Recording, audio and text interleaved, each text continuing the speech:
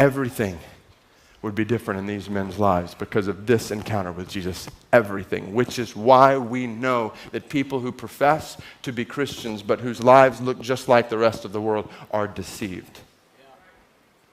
All kinds of people who've supposedly made a decision, prayed a prayer, signed a card, walked an aisle, accepted Jesus into their hearts, but their lives don't look any different. They say they're a Christian, but the reality is they don't know this Christ. Because when you know this Christ, everything begins to change in your life. I heard one preacher put it this way. Imagine I got here late this morning. Imagine these guys finished leading us in musical worship, and then a little video or whatever came on, my face, but it was just blank stage, and 5, 10, 15 minutes go by. You're sitting there, and it's awkward. And then all of a sudden I come running out on stage and I say, I'm sorry I'm here late.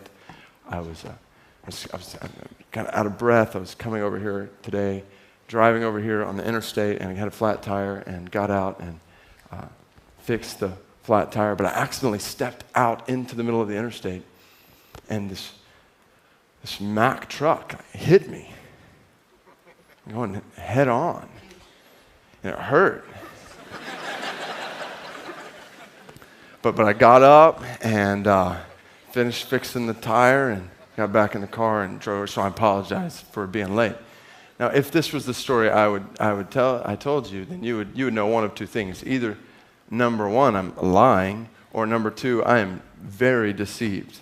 And you know that because when somebody gets hit by a Mack truck, they look different than they did before.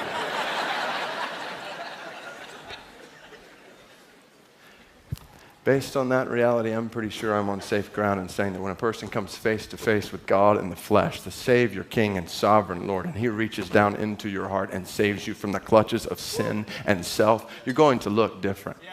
You're going to look really different. Everything changes when you follow this King.